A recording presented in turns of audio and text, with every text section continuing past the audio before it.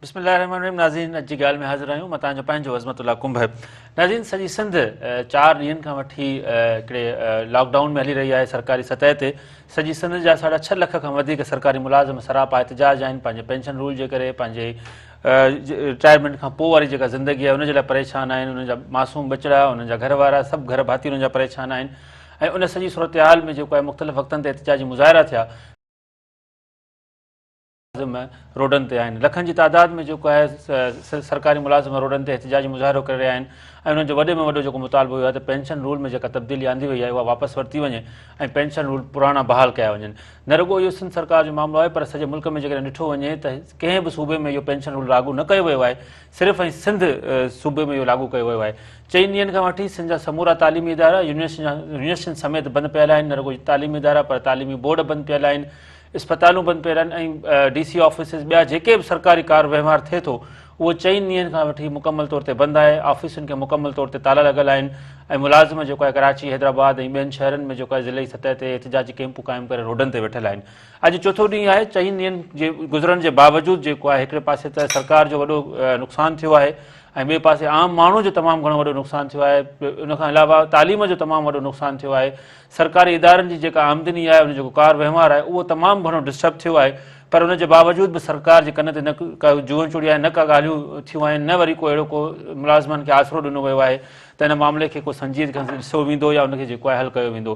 हिकिड़े पासे सरकार इहे कानून कढिया, इहो समूरो नोटिफिकेशन जारी कयो। ॿिए पासे कल्ह पीपल्स पार्टी जे चेयरमैन बिलावल भुट्टो ज़रदारी हिन मामले खां अणॼाणाई ॾेखारी ऐं चयो त मूंखे हिन मामले जी ख़बर न आहे। मां वरी बि जेको आहे सिंध सरकार खां पुछा कयो त मूंखे सिंध सरकार त न ॿुधायो आहे, पर मां एहतिजाज ॾिसी मूंखे ख़बर पई आहे त हीउ बि को मसइलो आहे। उनखां अलावा अॼु सूबाई जेको वज़ीर आहे इतलात शर्जील इनाम मेमण पंहिंजी प्रेस कॉन्फ्रेंस में ॿुधायो त इहो जेको सॼो मामिलो आहे उहो चीफ सेक्रेटरी पाण पर्सनल हुनखे ॾिसे पियो। पर हिन बावजूदि बि हिन वक़्तु ताईं, जॾहिं हिन वक़्तु असां लाइव आहियूं, को खड़तेल नाहे निकितो। ऐं हुनखां पोइ मुलाज़िमनि जो इहो ऐलान लाइ त 6 अक्टूबर ते हू बिलावल हाउस तां मार्च कंदा। इन समूरे मामले ते पाण तफ़सीली ॻाल्हि ॿोल कंदासीं त छा इहो मुज़ाहिरो हाणे कहिड़े पासे वञे पियो, नेक्स्ट प्लान छा आहे, सुभाणे एहतिजाजी मुज़ाहिरनि जो आख़िरी ॾींहुं आहे, उनखां पोइ वरी ॿी छा प्लानिंग हूंदी। हिन वक़्तु ताईं केरु केरु सरकार जे तरफ़ां राब्ते में आयो आहे, कहिड़ियूं ॻाल्हियूं थियूं आहिनि, कहिड़ियूं थियणियूं आहिनि, आया इहो कानून बरक़रार रहंदो या न रहंदो। तक़रीबन हज़ारनि में जेको आहे मुलाज़िमनि पंहिंजूं रिटायरमेंटूं जमा करायूं आहिनि, उहे रिटायर थींदा या उहे रिटायरमेंट्स वापसि वठंदा।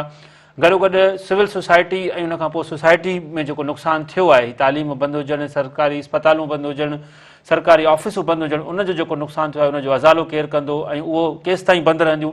इन समूरे मामले ते पाण तफ़सीली ॻाल्हि ॿोल कंदासीं। मूंखे स्टूडियो में जॉइन कनि था प्रोफेसर तारिक जलवाणी साहब, पाण GC यूनिवर्सिटी हैदराबाद जा टीचर्स एसोसिएशन जा सदर आहिनि। प्रोफेसर अमर संधू, लेखिका ऐं तजिया निगार। उन सां गॾोगॾु अशरफ ख़ाशखली, सिंध एम्प्लॉइंस एसोसिएशन, ही जेको अलायंस ठहियलु आहे समूरनि मुलाज़िमनि जो, उन्हनि खे उनजी अॻुवाणी करे रहिया आहिनि। कराची मां असांजा रिपोर्टर वकार शर असां सां फ़ोन कॉल ते मौजूदु आहिनि। ॻाल्हि ॿोल जी शुरूआति कंदासीं प्रोफेसर तारिक जलवाणी साहब तव्हां खां। सर जी, 4 ॾींहं गुज़री विया आहिनि ऐं छा था सम्झो त मामला कहिड़े पासे वञनि पिया ऐं छो ही अञा ताईं सरकार का ॻाल्हि ॿोल न कई आहे, तोड़े जो समूरा इदारा जेको आहे समूरो कार वहिंवार बंदि पियल आहे। सर, असां त ॾिठो आहे त पीपल्स पार्टी जी जेका गवर्नमेंट आहे हिकु जमहूरी गवर्नमेंट आहे, हुजणु खपे। पर जेके आहे छा जो हुनजो माज़ी में इहो ई रहियो आहे त माना हिकिड़ो पॉज़िटिव नमूने सां। पर हाणे जेका हिन दफ़े जेका आहे सिचुएशन इहा आहे त गवर्नमेंट सिंध जीअं माना अवाम दोस्त न पर अवाम दुश्मन जेका आहे माना पॉलिसियुनि ते माना आहे। छा जो जीअं पेंशन जो माना मसइलो आहे, इहो पेंशन जो मसइलो सिर्फ़ु सिंध में आहे, ठीकु आहे सर। ऐं ॿिए कंहिं बि सूबे में माना या न आहे, या हिकिड़ी डिस्क्रिमिनेशन आहे। मिसाल तौरु फेडरल गवर्नमेंट में न आहे ऐं सिंध में, पंजाब में न आहे, हिन में पख्तूनख्वा में न आहे, बलूचिस्तान में न आहे, ऐं सिंध में ईअं छो आहे? जी हा, सो जेका तमामु हिकिड़ी माना ख़राबु सूरत हाल आहे। ऐं जेके ख़ासि करे मुलाज़िम आहिनि उहे पाण खे जेको आहे ग़ैर महफ़ूज़ कनि था। ऐं ख़ासि करे पेंशन ऐं जेको आहे ग्रेजुएट जो जेको आहे प्रॉब्लम, इहो ॾाढो माना जेको आहे मथी लेवल ते हलियो वियो आहे। उन जे लाइ एहतिजाज जेको आहिनि माना जारी आहिनि। असां इन ते गुज़िरियल कुझु ॾींहंनि में हिकिड़ी मीटिंग कईसीं फापू साहिब में जो मां पाण मेंबर आहियां, जी हाँ, जेका यूनिवर्सिटी पाकिस्तान यूनिवर्सिटी जूं जेके अकेडमिक ऐं स्टाफ जी जेका हिकिड़ी आहे यूनियन है, एसोसिएशन आहे, बिल्कुल। जी हाँ, त उन में असां जेको हिकिड़ो माना एहतजाज कयोसीं 23 जेका आहे पंहिंजो हिन ते सेप्टेंबर ते, त यूनिवर्सिटी जा जेके प्रोफेसर्स वग़ैरह आहिनि, असांजा लोअर स्टाफ त अॻे ई हुन में आहे स्ट्राइक में, जी पर हाँ, असां प्रोफेसर्स जेको आहे उन्हनि सां गॾु जेको आहे मुदारा वग़ैरह कया, पर हिन महिल ताईं कंहिं बि गवर्नमेंट जे नुमाइंदे या कंहिं बि माना ॻाल्हि न कई आहे इन जे बारे में को डिस्कस या का कॉल वग़ैरह न आई आहे। एग्जैक्टली, बिल्कुल सही। कराची हलंदासीं वकार शॾ। जी वकार, तव्हां ॿुधाइजो त 4 ॾींहंनि ताईं जेको एहतजाज मुज़ाहिरो हलियो आहे ऐं अञा ताईं जेको हले पियो, तव्हां छा ॾिठो आहे हुन में? मुलाज़िमनि में केतिरी रेज़िस्ट आहे, केतिरी हुननि में कावड़ ऐं क्रोध भरियल आहे, ऐं उनखां पोइ सिंध सरकार जो छा रवैयो आहे? सुभाणे एहतजाजी मुज़ाहिरनि जो हीउ जेको तालाबंदी वारो इदारा बंदि रखण जो ऐलान हो, सुभाणे हुनजो आख़िरी ॾींहुं आहे, उनखां पोइ वरी नेक्स्ट स्टेप छा हूंदो? तव्हां छा था सम्झो त हीउ मुज़ाहिरो कहिड़े पासे वञे पियो, हीउ बाइकआउट कहिड़े पासे वञे पियो, ऐं सिंध सरकार जो रवैयो? जी, जेके मां तव्हांखे ॿुधाईंदो आहियां त हिकिड़ा 2 अहम इशू आहिनि जेके हिन महिल जी हाँ, हलनि पिया कराची में। हिकु त इहो सरकारी मुलाज़िमनि जो एहतजाज पियो हले, ॿियो बि जेके म्यूज़िक उस्ताद आहिनि जी हाँ, उन्हनि जो पिणु वक़्तनि वक़्तनि ते रेड ज़ोन में दाख़िल थियणु या उहो एहतजाज मल्हाइण जे लाइ मुख़्तलिफ़ तरीक़नि सां एहतजाज करणु। हाणे हीउ जेको सरकारी मुलाज़िमनि वारो पेंशन वारो जेको मामिलो आहे उहो त कराची में एहतजाज हले पियो, काफ़ी टाइम खां हले पियो, हालांकि पूरी सिंध में हले पियो। कराची जा जेके अक्सर तालीमी इदारा आहिनि उनखे असां ॾिठो आहे त उहो उन्हनि में तालाबंदी हले पई, मुलाज़िम जेके आहिनि उहे कम सभु हड़ताल ते वेठल आहिनि, उनखां पोइ जेके एहतजाज आहिनि उहे हलनि पिया। सिंध हुकूमत पारां बि इहो ॼाणायो वियो आहे त असां मुलाज़िमनि सां हाणे राब्ते में अची विया आहियूं। काल्ह जेको बिलावल भुट्टो ज़फ़ारी जी प्रेस कॉन्फ्रेंस में जेको उनखां सवाल थियो त हीअ जेके मुलाज़िम सिंध जा आहिनि उहे पंहिंजे हक़नि जे हक़ात लाइ एहतजाज करे रहिया आहिनि, तालाबंदी थी वई आहे, तालीम मुतासिर थी आहे, उनजे लाइ तव्हां हुनखे छा चओ? जॾहिं बिलावल भुट्टो ज़फ़ारी जो इहो चवणु हो त ऐं मुलाज़िमनि जी जेका हड़ताल ऐं एहतजाज जेको मूंखे ख़बर पई आहे, ऐं उनखां मां वॾे वज़ीर सां ॻाल्हायो आहे, वॾे वज़ीर खे उन हवाले सां उहो कम ते लॻायो आहे त उन सां ॻाल्हियूं ॿोलियूं करे उनजा जेके जाइज़ हक़ आहिनि उहे उन्हनि खे मिलंदा। ऐं हीअ जेको बिलावल भुट्टो चए थो जेको तालीम वारो मसइलो आहे या जेके तालाबंदी आहे या जेके मुख़्तलिफ़ इदारनि जा जेके मुलाज़िम आहिनि उहे एहतजाज ते आहिनि, उहे न कनि त भई कमकार मुतासिर बि थिए पियो। जेका हुनजी वॾे वज़ीर सां मुलाक़ात हुई उनजी जेका कहाणी आहे त वॾे वज़ीर चए थो जेके सरकारी मुलाज़िमनि जो जेको एहतजाज हले पियो हुन सां कमकार मुतासिर थियो आहे, ख़ासि तौर ते तालीम। ऐं हुन खां पोइ जेके मुलाज़िम आहिनि उहे इहो चवणो आहे त जेकॾहिं हुननि जा जाइज़ मुतालबा सिंपल मुतालबा आहिनि त जेको पेंशन वारो मामिलो आहे उन ते जेका हज़ारे मुलाज़िमनि जेका पंहिंजी रिटायरमेंट जा बि जमा कराए छॾिया आहिनि त उहा हाणे नौकिरी न कंदा, छो जो हुननि जी जेका आख़िर वारो जेको हुनजो जेको सहारो आहे उहो खपे पियो वञे त हू पंहिंजो गुज़र सफ़र थी करे सघंदा। हुन खां पोइ मुलाज़िमनि सुभाणे त हुननि जो आख़िरी ॾींहुं आहे एहतजाज। हुन खां पोइ ॿुधण में इहो पियो अचे मुलाज़िमनि तरफ़ां त उहो 6 सेप्टेंबर ते पूरी सिंध में जेका उहा बिल्कुलु तालाबंदी हूंदी, उहो कराची में गॾु थींदा। उन खां पोइ हू जेको हुननि जो इहो आहे त बिलाल हाउस खां हू मार्च कंदा। ऐं तव्हांखे ॿियो इहो ॿुधाईंदो वञा त हीअ जेको वरी म्यूज़िक टीचर वारो बि इशू अहम इशू पियो हले, छो जो हुननि खे आख़िर ऑर्डर मिलियल हुआ गुज़िरियल हुकूमत जो जेको आख़िरी दौर हुयो हुन में हुनखे आख़िर ऑर्डर मिलिया, हुनजी हिकिड़ी बाक़ाइदा तक़रीर थी हुई, उन्हनि खे सरदार सां आख़िर ऑर्डर ॾिना, हुन खां पोइ उनखे जॉइनिंग ऑर्डर मिलणा हुया, पर हीअ जेको हुकूमत जो हली वई त हुन खां पोइ MQM वारे में संजय हाई कोर्ट में हिकिड़ी पटिशन दाख़िल करे छॾी, हुन खां पोइ हाई कोर्ट हुन ते बैन हणी छॾियो नौकरी ते। हुन खां पोइ हुनखे अञा ताईं आख़िर ऑर्डर कोन मिलिया आहिनि। मुख़्तलिफ़ वक़्तनि ते उहे प्रेस क्लब अची हिते कराची अची एहतजाज पंहिंजो रिकॉर्ड कराईंदा, पर हिन भेरे हुनखे यारो ॾींदा हू हिते प्रेस क्लब ते वेठा आहिनि ऐं हुन में मुख़्तलिफ़ जेका वक़्तनि ते हेडफोन में दाख़िल थियण जी कोशिशि कई आहे ऐं हू पंहिंजे साज़ो सामान समेत हिते वेठल आहिनि। ख़्याल जूं वायूं ॻाए मुख़्तलिफ़ बैत ॻाए पंहिंजो उन ॿोली में हू एहतजाज रिकॉर्ड करे रहिया आहिनि।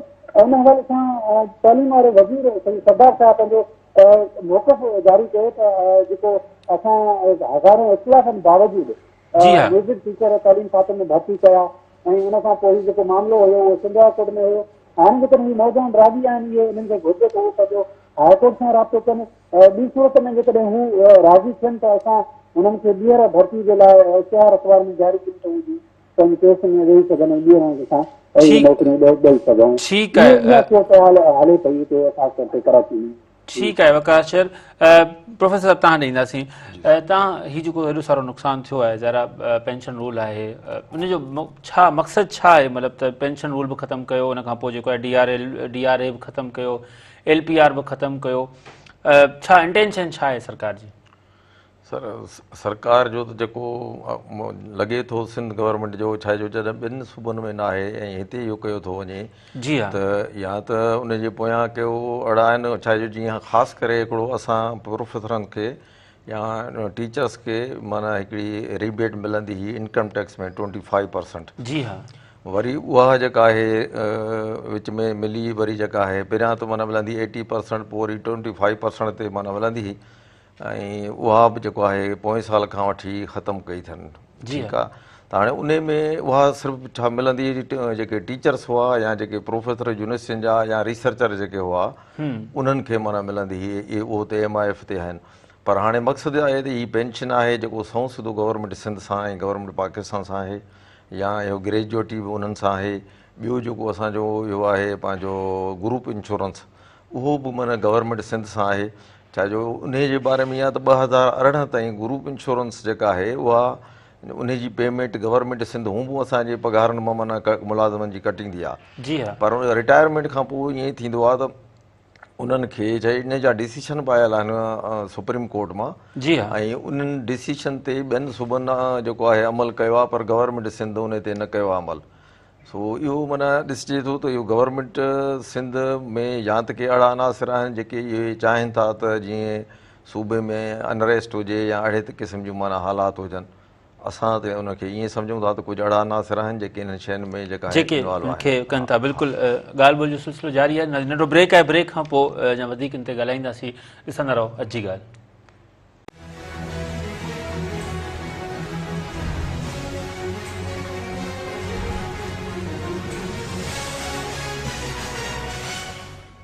नाज़रीन अॼु जी ॻाल्हि में हिकु भेरो ॿीहर भलीकार ऐं सरकारी मुलाज़िमनि जा एहतिजाजी मुज़ाहिरा 6,80,000 सरकारी मुलाज़िम सरापा एहतिजाज समूरनि सरकारी इदारनि खे 4 ॾींहंनि खां वठी ताला लॻल आहिनि हिन ते डिस्कस हली रही।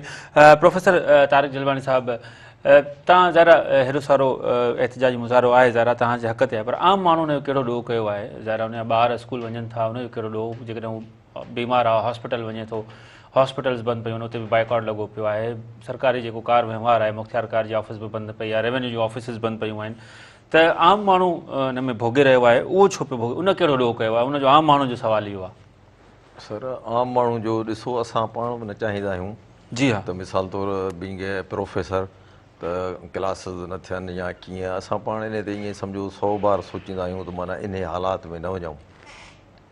पर असुलु छा आहे जॾहिं गवर्नमेंट जे कन ते जूं नथी सुरे जी हा त असांजो इहो माना ऑप्शन माना ईअं सम्झो लास्ट हूंदो आहे ऑप्शन जी हा त उहा इहो स्ट्राइक कजे छा जो असां मां ख़ासि करे जीअं तालीम सां आहियां त मुंहिंजे माना जेके स्टूडेंट्स आहिनि या मिसाल तौरु मुंहिंजे सूबे जी जेका तालीम आहे उहा बिल्कुलु माना मुतासिर थिए थी इन जे करे असां कोशिशि कंदा आहियूं त माना इहे स्ट्राइक वग़ैरह ते न वञूं ऐं गवर्नमेंट सां माना ॻाल्हियूं ॻाल्हियूं करे जेको आहे मसइले खे माना हल कयूं। ठीकु प्रोफेसर अमर सिंधू साहिबु असां लाइन ते मौजूदु आहिनि वरी ईंदासीं। मैडम तव्हांजी वॾी महिरबानी तव्हां प्रोग्राम में जॉइन कयो। मैडम ॿुधाइजो त हीउ 4 ॾींहंनि खां वठी एहतिजाजी मुज़ाहिरो जारी आहे समूरा इदारा बंदि पिया आहिनि तालीम जा सिहत जा समूरो कार वहिंवार जेको आहे उहो बंदि आहे तालाबंदी आहे केतिरो नुक़सानु थियो आहे सॼी सिंध खे सिविल सोसाइटी खे आम माण्हूअ खे ऐं आम माण्हू हुन में जेको आहे सफ़र करे पियो भोगे पियो तव्हां छा था सम्झो त उन जे बावजूदि बि तालाबंदी जे बावजूदि बि अञा ताईं अहिड़ो को खड़तेल न निकितो आहे न अहिड़ो को पेंशन रूल में वापसी थी आहे न कानून जी उहा जेको जारी कयो आहे लागू कयो आहे उन में बि का वापसी थी आहे त छा था सम्झो हालतूं कहिड़े पासे वञनि पियूं नेक्स्ट स्टेप छा हूंदो? ॾिसो नेक्स्ट स्टेप त ज़ाहिर आहे जेके हलाए रहिया आहिनि एहतिजाज जी परवानी करे रहिया आहिनि उन जा ऑर्गेनाइज़र आहिनि उहे ई ॿुधाए सघनि था। हक़ीक़त इहो आहे त सिंध में लखे मां हज़ारे बि नथी चवां लखे मुलाज़िमनि जी पेंशन जो मसइलो जो मतिलबु इहो आहे त सिंध जा हिकिड़ो ख़ासि हिसो इन पॉलिसी खां मुतासिर थिए पियो ऐं नतीजे तौर ते उहे कलम छोड़ हड़ताल या तालाबंदी जंहिंखे चइजे त उन ते हलिया विया आहिनि। कल्ह हिकिड़ी उमेद जागी हुई चेयरमैन बिलावल भुट्टो ज़रदारी जी हिकिड़ी स्पीच हली हुई जंहिंमें हुन चयो हुयो प्रेस कॉन्फ्रेंस में त हू सिंध जे चीफ मिनिस्टर खे चवंदो त इहे ॻाल्हियूं जेके आहिनि से या इहे मामला हल करे छाकाणि त मां बल्कि ईअं सम्झां थी त हिन वक़्तु ज़िमेदारी हिन में सिंध हुकूमत में जेको डेडलॉक आहे उन जी ज़िमेदारी पॉलिटिकल लीडरशिप ते अचे थी त उहा पॉलिटिकल लीडरशिप न रुगो उहे ख़ानदान जेके हिन पेंशन जी पॉलिसी जे करे एहतजाज ते आहिनि, जेके अॻवान जेके क्लार्क मुलाज़िम उस्ताद पटे वाले खां वेंदे जेके मथे ऑफिसरनि ताईं जेके ऑफिसूं बंदि पयूं आहिनि, तालाबंदी आहे हिकु त उहे, पर गॾोगॾु इहो चइजे त जेको निज़ाम ठुप थियल आहे सिंध जो हक़ीक़त में ब्यूरोक्रेसी जेका इन क़िस्म जी जा जेके जंहिंखे चयो वियो आहे त ही पेंशन कटौती कान्हे, पेंशन रिफॉर्म्स आहे, उहे रिफॉर्म्स जे नाले में जेके मुलाज़िमनि जे हक़नि ते धाड़ो आहे, सियासी क़यादत खे ॾिसणु खपे त ही जेका ब्यूरोक्रेसी आहे, जेका अफ़सरशाही आहे, जेके अहिड़े क़िस्म जा नोट ठाहे थी, अहिड़े क़िस्म जा जेका कानून पास कराए थी, उन सां नुक़सानु उन्हनि खे कोन पवंदो, नुक़सानु उन सियासी क़यादत जो आहे, नुक़सानु आम माण्हू जो आहे, आम माण्हू जो इन सेंस में आहे जेको उन सां लाॻापियल हुजे या न हुजे, जंहिंखे ऑफिस जो कमु आहे, जंहिंखे सुभाणे उन में डोमिसाइल ठाराइणो आहे। केतिरा ॿार आहिनि हींअर जेके असांजा नौकरियुनि जे लाइ ॿार आहिनि, उन्हनि जे लाइ अप्लाई करे रहिया आहिनि, उन्हनि जा मामला पेंडिंग में पियल आहिनि।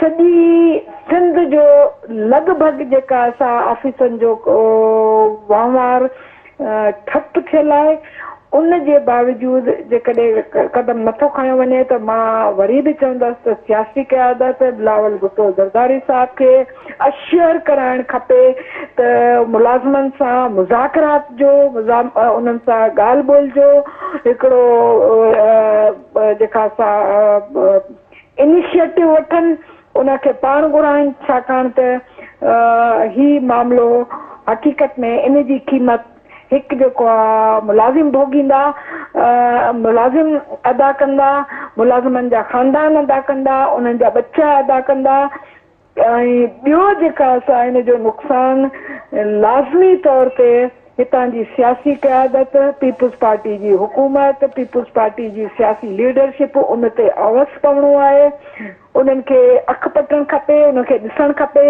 त मामिलो हद खां मथे निकिरी वञे, हथनि मां निकिरी वञे, छाकाणि त इहो बि लाज़िम आहे त जिते तहरीकूं हलंदियूं आहिनि उते तहरीकनि में ऐं ख़ासि तौर ते सियासी क़यादत ऐं अवाम जे विच में विछोटी वधाइण जे लाइ घणेई कुवत सरगर्म थी वेंदियूं आहिनि। उन्हनि खे इन जी संगीनी खे सम्झणु खपे ऐं मां सम्झां थी त उन्हनि खे ॻाल्हाइणु खपे। बाक़ी जेके हड़ताल ते आहिनि उहे त हड़ताल ते आहिनि, पर जेके तालाबंदी न करे रहिया आहिनि उहे बि जीअं यूनिवर्सिटियूं आहिनि, जीअं कॉलेज आहिनि, जीअं तालीम खातो आहे, जीअं सिहत खातो आहे, जीअं ज़िले जेका असां एडमिनिस्ट्रेशन आहिनि, सभु जा सभु माण्हू इन खे जेका असां यकजहती में बीठल आहिनि। इन करे जो असां सम्झूं था त इहो जेको आहे सो मामिलो इहो सिर्फ़ु चंद मुलाज़िमनि जो कोन्हे, इहो सिंध जे उन ग़रीब मुलाज़िम पेशा माण्हुनि जो आहे जेके पेंशन जे आसरे में पंहिंजे ॿारनि जूं शादियूं, पंहिंजे ॿारनि जी तालीम, पंहिंजे घरनि जो ठाराइण, सॼो मुस्तक़बिल जो खाको ठाहींदा आहिनि। उनजो दारो मदार पेंशननि ते हूंदो आहे ऐं जॾहिं हू पंहिंजी नौकिरी जा साल पूरा करण वारा हुजनि ऐं अचानक उन्हनि खे ख़बर पवे त हाणे उन्हनि जे पेंशन मां 40% कटौती थींदी, त मां सम्झां थी त इहो उनजो माशी क़त्लेआम इन सदमे खां बचाइण लाइ सिंध हुकूमत ऐं ख़ासि तौर ते पीपुल्स पार्टी जी आला क़यादत खे, बिलावल भुट्टो ज़रदारी खे ॿीहर इहो ॾिसणु खपे त जॾहिं सूबो अधु इंतिज़ामी तौर ते बंदि आहे, उन्हनि माण्हुनि जा ग्रीवेंसिस, उन्हनि माण्हुनि जूं जेके आहिनि से एहतजाज आहे उनखे कंहिं क़िस्म जो जेका आहे उहो ज़रूरु जेका आहे उन्हनि खे मोट ॾियणु खपे, उन्हनि खे ॿुधणु खपे, उन्हनि सां ॻाल्हाइणु खपे, उन्हनि सां इंगेज थियणु खपे ऐं उन्हनि जा ख़दशात दूरि करणु खपनि। सही, ज़बरदस्त। अच्छा मैडम, इहा ज़रूरत पेश छो आई, मतिलबु त इहो पेंशन रूल में ॾिसो उहा त इहा जेका असां ब्यूरोक्रेसी ॿुधाए सघे थी जिन हिनखे तजवीज़ कयो, जॾहिं त न इहो पंजाब में थियो आहे, न केपी में थियो आहे, न बलोचिस्तान में थियो आहे, त आख़िर सिंध में हिनजी अचानक ज़रूरत छो पई। मां बल्कि इहो सम्झां थी त इहो गॾोगॾु जेको अवाम ऐं जेको सियासी क़यादत जो आहे उन विछे खे वधाइण जे लाइ ऐं सिंध जो माण्हू जीअं गैर मशरूत तौर ते पीपल्स पार्टी सां गॾु बीठो हूंदो आहे उनखे में कावड़ गुस्सो ऐं ताव ॾियण जे लाइ इन क़िस्म जूं पॉलिसीज़ आंदियूं पई वञनि जंहिं ते उन्हनि खे नोटिस वठणु खपे। ठीकु, थैंक यू मैडम अमर सिंधु। तारिक साहब तव्हां ॾे ईंदासीं। ॻाल्हि ॿोल तव्हां ॿुधी त ज़ाहिर आहे सॼो सिंध जो जेको मामिलो आहे उहो आहे ऐं अवाम में जेको विछोटियूं आहिनि पॉलिटिकली ऐं उन खां पोइ ब्यूरोक्रेसी वारा जेके मामला आहिनि, तव्हां छा था सम्झो त हाणे जेको नई जेका खेप अचे पई सरकारी इदारनि में उनखे पोइ सरकारी नौकिरी जो आसिरो करणु घुरिजे न करणु घुरिजे, या इहे जेके मामला आहिनि ॾिसी त पोइ आम माण्हू जेको नौजवान तयारु थिए पियो यूनिवर्सिटियुनि में तालीमी इदारनि में ऐं उनखे ख़्वाहिश हूंदी आहे त असां सरकारी मुलाज़िम थियूं, त पोइ उहो उन खां उहो सोचणु छॾे ॾे। सर इहा त बिल्कुलु तव्हां पोइ हफ़्ते या तव्हां ॾिठा हूंदा कुझु इशू ख़ासि करे पब्लिक सर्विस कमीशन जे बारे में जेके थिया, त उन में अॻे ई नौजवान जेके आहिनि जीअं सम्झो त हिकिड़ा हू आहिनि माना ड्रिनल आहिनि, रुठल आहिनि हिन खां पंहिंजो त हाणे कमीशन में असां नथा वञी सघूं, छा जो हुते ॿिया सिलसिला आहिनि, त ईअं लाज़मी आहे त मुलाज़िम इहो ई ॾिसंदा त आख़िर में इहो जेको पेंशन या ग्रेजुएटी मिलंदी आहे उन सां सॼो माना उनजो रिटायरमेंट खां पोइ कारोबार जेको आहे उन ते हलंदो आहे, घर ठाहिराइण थियो मुलाज़िम जो वग़ैरह जो, त लाज़मी आहे त उहे मायूस थींदा ऐं जॾहिं मायूस थींदा त उहे ॿिए तरफ़ ईंदा ऐं उहो जीअं चवंदा आहिनि ब्रेन ड्रेन थींदो आहे। त तव्हां ॾिसो ॿाहिरि मुल्कनि में माना माण्हू वञनि था, ख़ासि करे मुंहिंजो वास्तो इन सां कंप्यूटर साइंस ऐं IT सां आहे, त मां इहो ॾिठो आहे त असांजो जेको स्टूडेंट पढ़े थो उहो कोशिशि इहा ई करे थो त मां मुल्क खां ॿाहिरि हलियो वञा ऐं मायूस माना थी वञे थो इहे पॉलिसियूं ॾिसी, ऐं उन जो इहो थींदो त ब्रेन ड्रेन थींदो ऐं माना हिते तव्हांखे को अहिड़ो माना माण्हू मिलंदो ई कोन जेको माना हिते जंहिंखे माना संभाले इहे सम्झो त ऑफिसूं वग़ैरह। सो इहो हिकिड़ी तमामु हिकिड़ी माना ख़तरनाक माना पोज़ीशन माना थी वञे। सही। अच्छा, हिकिड़ो त पेंशन जो मामिलो आहे, ॿियो DR अलाउंस आहे, मैन्युअल फंड आहे, ग्रुप इंश्योरेंस आहे, इन कानून ते बि सोचियो पियो वञे त बाक़ी पोइ बचो छा, इन्हनि जो कहिड़ो फ़ाइदो थींदो आहे जॾहिं सरकारी मुलाज़िम रिटायर थींदो आहे त?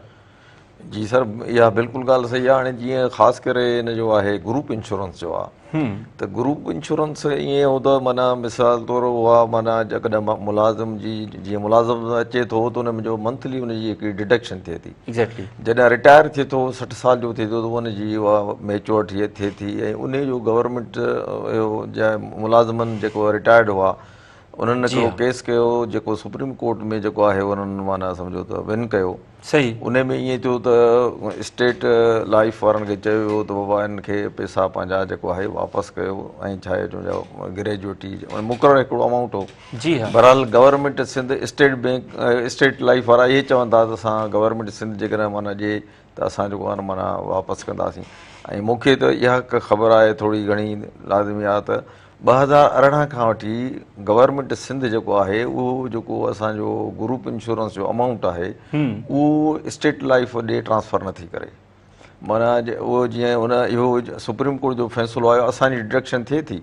सही। पर गवर्नमेंट सिंध उहो स्टेट लाइफ वारनि ॾे माना ट्रांसफर नथी करे ऐं स्टेट लाइफ जेको माना पैसा ॾिए थी माना हिनखे मुलाज़िमनि खे ॿियनि सूबनि में सभिनी में मिली आहिनि, सिर्फ़ु सिंध में माना वाहिद सिंध आहे उते माना न मिलिया आहिनि उन मुलाज़िमनि खे पैसा। ठीकु, नंढो ब्रेक आहे, ब्रेक खां पोइ वरी वधीक हिन मामले ते ॻाल्हाईंदो। नाज़रीन ॾिसंदा रहो अॼु जी ॻाल्हि।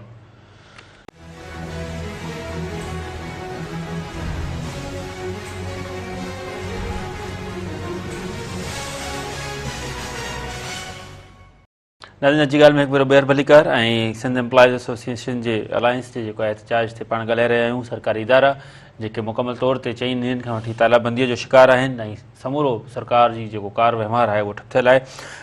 तारिक जलवानी साहिबु हिकु भेरो ॿीहर तव्हां ॾे असां ईंदासीं त छा था सम्झो त हाणे छा स्टेप हूंदो, नेक्स्ट स्टेप छा हूंदो, छाकाणि जो सुभाणे हिन एहतजाजी जेको तालाबंदी वारो जेको सॾु उहो सुभाणे हुनजो आख़िरी ॾींहुं आहे। उनखां पोइ 8 अक्टूबर अचे पई त उन में चयो वियो आहे त उन ॾींहुं बिलावल हाउस तां मार्च कयो वेंदो। छा था सम्झो नेक्स्ट प्लान छा हूंदो? सर सुभाणे ताईं त माना इहा आहे तालाबंद हड़ताल। जी हा। ऐं उन में माना इहो डिसाइड कयो वेंदो त इनखे माना जारी रखिजे या जेको आहे इनखे ब्रेक ॾिजे।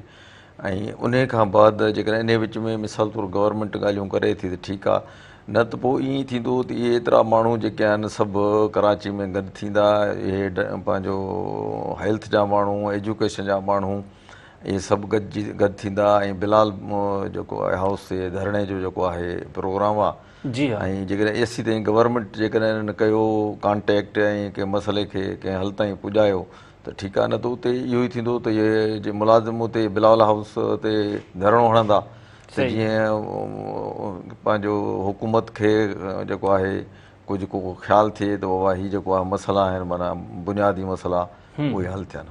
सही।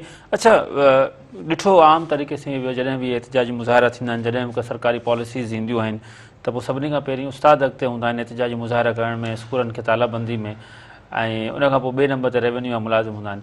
छा ॿिया सरकारी मुलाज़िम तव्हांखे ॾिसी ईंदा आहिनि या तव्हां ज़ाहिर आम माण्हू जो इहो आहे त जेॾी महिल ॾिसो उस्ताद स्कूलनि खे ताला हणी वेठा आहिनि, तालीम जो जेको अॻु में ई जेको असां वटि रेशो तमामु घणो घटि आहे, ऐं उनखां पोइ वरी हीअ जेके एहतजाजी मुज़ाहिरा हीअ जेके मसइला आहिनि त इनखे तव्हां कीअं मतिलबु त डिफेंड कंदो?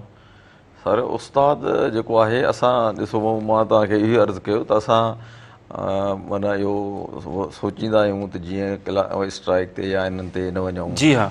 ऐं असांजी इहा ई कोशिशि रहंदी आहे। ॾिसो पहिरियां जेका असांजी शुरूआति थींदी आहे मिसाल तौरु बयान वग़ैरह हेॾां होॾां। जी हा। ऐं जेकॾहिं इन विच में जेकॾहिं गवर्नमेंट मिसाल तौरु नथी करे असां सां को कॉन्टेक्ट या कीअं, त पोइ आख़िरी हद में इहा ई थींदी आहे त माना क्लास न वठणु या कीअं।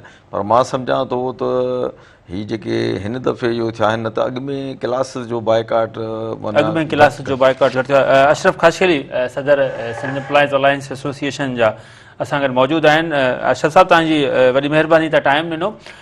ॿुधाइजो त हाणे 4 ॾींहं थी विया आहिनि, 4 ॾींहंनि में कहिड़ी डेवलपमेंट थी आहे सवाइ हिन जे जो समूरनि सरकारी इदारनि जी तालाबंदी खां सवाइ, ऐं जेके तव्हांजा मुतालबा आहिनि उहे त उते ई मौजूदु आहिनि। का डेवलपमेंट हूअं ज़ाहिरी तौर ते नज़र नथी अचे। बैकडोर का ॻाल्हि ॿोल थी आहे, का डेवलपमेंट आई आहे, का मामिलो थियो आहे त उनजो प्लीज़ ॿुधाइजो। नेक्स्ट इहो त छा स्टेप हूंदो अॻियां? सुभाणे आख़िरी ॾींहुं आहे एहतजाजी मुज़ाहिरे जो जेको तव्हांजो तालाबंदी वारो सॾु हुयो उनजो, त पोइ नेक्स्ट छा प्लान आहे, नेक्स्ट छा स्टेप हूंदो तव्हांजो? तव्हांजी वॾी महिरबानी। तव्हांजे चैनल असांजे तमामु वॾे मसइले खे हाईलाइट कयो आहे। Thank U. गुज़िरियल 2 महीननि खां इहा तारीख़ अलायंस जी हली रही आहे। जी हा। मजबूर थी जॾहिं गवर्नमेंट का ॻाल्हाइण लाइ तयारु न हुई, गवर्नमेंट ॿुधण लाइ तयारु न हुई, त पोइ असां मुकमिल तालाबंदी 23 तारीख़ खां 27 तारीख़ ताईं अनाउंस कई सेप्टेंबर। जी हा। ऑफिसूं इदारा सभु बंदि रहंदा। सही। अफ़सोस हिन ॻाल्हि आहे जमहूरी हुकूमत हिन 4 ॾींहंनि में न को नोटिस वरितो, न हिनखे सीरियस वरितो त बाबा ही मुलाज़िम ही हज़ारे लखे रोडनि रस्तनि ते छो हिननि खे वेहारियूं, हिननि खां पुछूं त तव्हांजा मसइला कहिड़ा आहिनि, तव्हां कहिड़ी ज्यादती थी आहे। गवर्नमेंट ॿुधण लाइ तयारु न हुई। हुनजे करे असां सुभाणे लीडर्स जी मीटिंग रखी आहे ऐं फर्दर शेड्यूल सुभाणे अनाउंस कंदासीं। 6 अक्टूबर ताले ॾींहुं अनाउंस आहे। 6 अक्टूबर कराची बिलावल हाउस में 12 लखे मुलाज़िम गॾु थींदा ऐं उहो धरणो कंटिन्यू रहंदो जेसिताईं मसइलो हल नथो थिए। बाक़ी का बि गवर्नमेंट सां ॻाल्हियूं कोन्हनि। असांजो ओपन ऐं चिटो मौक़ुफ़ आहे। असांजा जाइज़ इशूज़ आहिनि, गवर्नमेंट उहे हल करे असां पंहिंजे इदारनि में वापसि पंहिंजे ऑफिसुनि में हलिया वञूं। ऐं जेकॾहिं गवर्नमेंट खे अहिड़ा आसरा ॾींदी त हुन ते असां कॾहिं बि कोई कोन कंदासीं। ऐं असां पंहिंजे मसइलनि ते जेको असां सम्झूं था असांजे मुलाज़िमनि जी मुआशी कतल आहे, उन ते कंहिं क़िस्म जी नो कम्प्रोमाइज़। सही। अच्छा, हिननि चई ॾींहंनि में का डेवलपमेंट न थी आहे, छाकाणि जो कल्ह बिलावल भुट्टो ज़रदारी चयो त मां चीफ सेक्रेटरी खे चयो त मूंखे पहिरीं ख़बर न हुई ऐं असां इहो कमु नथा करे सघूं, सिंध हुकूमत इहो कमु नथी करे सघे ऐं मां उनखे चवां थो चीफ सेक्रेटरी खे। उनखां पोइ अॼु शर्जील इनाम मेमण बि इहो ई कोट कयो त चीफ सेक्रेटरी हिन सॼे मामले खे ॾिसी रहियो आहे, उहो उन्हनि सां ॻाल्हाए बि रहियो आहे, त का बि डेवलपमेंट थी आहे, का बि अंदरि का ॻाल्हि ॿोल बि न थी आहे कंहिं बि क़िस्म जी न। बिलावल भुट्टो साहब कल्ह जेका प्रेस कॉन्फ्रेंस कयईं, असांजे सहाफ़ी दोस्त जे सुवाल जो जवाबु ॾिनो त मां हिननि जी तारीख़ ॾिसां थो, ॿुधां थो जी ऐं चीफ मिनिस्टर साहब खां पुछो आहे, उहो चए थो त असां अहिड़ो नोटिफिकेशन न कढियो आहे। इहा ग़लति इंफॉर्मेशन आहे। 4 नोटिफिकेशन सिंध गवर्नमेंट कढिया आहिनि मुलाज़िमनि जी पेंशन रिफॉर्म जे नाले ते। वॾे में वॾी ज्यादती थी वई आहे। पहिरियों नोटिफिकेशन निकितो आहे 1 नवंबर 2024। सही। सेकंड नोटिफिकेशन निकितो आहे 31 जुलाई 2025। टियों नोटिफिकेशन निकितो आहे 6 अगस्त 2025। सही। चौथों नोटिफिकेशन निकितो आहे 18 अगस्त 2025। अफ़सोस आहे त पार्टी जे चेयरमैन खे चीफ मिनिस्टर साहब ग़लति ॻाल्हियूं थो करे ऐं असां इहे नोटिफिकेशन मूं वटि अॼु बि मौजूदु आहिनि, गवर्नमेंट वटि बि पयूं आहिनि। 18 तारीख़ ते असां सीएम हाउस में लेटर रिसीव करायो आहे, उनमें सभु नोटिफिकेशन अटैच आहिनि, उनमें रेफरेंस कोड थियल आहिनि ऐं हे चवनि था त असां अहिड़ो फ़ैसिलो ई न कयो आहे। अफ़सोस आहे हिन ॻाल्हि ते। बाक़ी चीफ सेक्रेटरी साहब या गवर्नमेंट जे कंहिं बि ज़िम्मेवार माण्हू असां सां को बि राब्तो न कयो आहे। पार्टी जे चेयरमैन जे हुकुम ते हिननि अमल न कयो आहे। उहो हिननि जो इंटरनल इशू आहे। असां जा मसइला हल न थींदा, प्रोटेस्ट जारी रहंदो ऐं बि सिस्टम पोइ हिते सिंध जा इलाइक़े मुलाज़िम न हटंदा जेसि ताईं इहे मुलाज़िम दुश्मन फ़ैसिला वापसि न थींदा। सही। अच्छा, मुख़्तलिफ़ ॿिया नोटिफिकेशन बि त अचनि था न, जीअं गुज़िरियल हफ़्ते बि तव्हां मूंसां गॾु प्रोग्राम में हुआ त उन ॾींहं ते बि हिकिड़ो नोटिफिकेशन आयो त हीउ पेंशन रूल वारो जेको आहे उहो ख़तमु कयो वियो आहे, वरी नओं नोटिफिकेशन अची वियो आहे, पुराणा पेंशन रूल्स बहाल कया विया आहिनि। उनखां अलावा 2-3 नोटिफिकेशन वरी ॿिया बि ईअं रूमर्स जे तरीक़े सां हलनि था, जेकॾहिं के चवनि था त उहे सिंध सरकार चवे थी त उहे सही आहिनि, के चवनि था उहे ग़लति आहिनि। इहो केरु तस्दीक कंदो त जेके हाणे नोटिफिकेशन अचनि था तव्हांजी एहतिजाजी तहरीक जे दौरान उहे सचा आहिनि या कूड़ा आहिनि? साईं 4 नोटिफिकेशन निकितल आहिनि जिन ते एजी सिंध अकाउंट ऑफिसरनि इम्प्लीमेंट कयो आहे। कूड़े नोटिफिकेशन ते अकाउंट ऑफिसर पूरे सिंध जे अंदरि इम्प्लीमेंट कंदा छा? हे ग़लति ॻाल्हि था कनि गवर्नमेंट जा हेॾा ज़िम्मेवार माण्हू ई।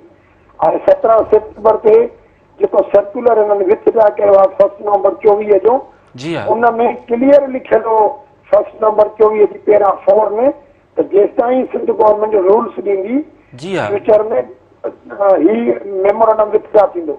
उहो मेमोरेंडम विथड्रा कयूं 1 नवंबर 24 जेके न्यूली रिक्रूटेड माण्हू आहे। सही। पर जेका उन्हनि जे लाइ पेंशन पॉलिसी उहा एज इट इज़ पई आहे।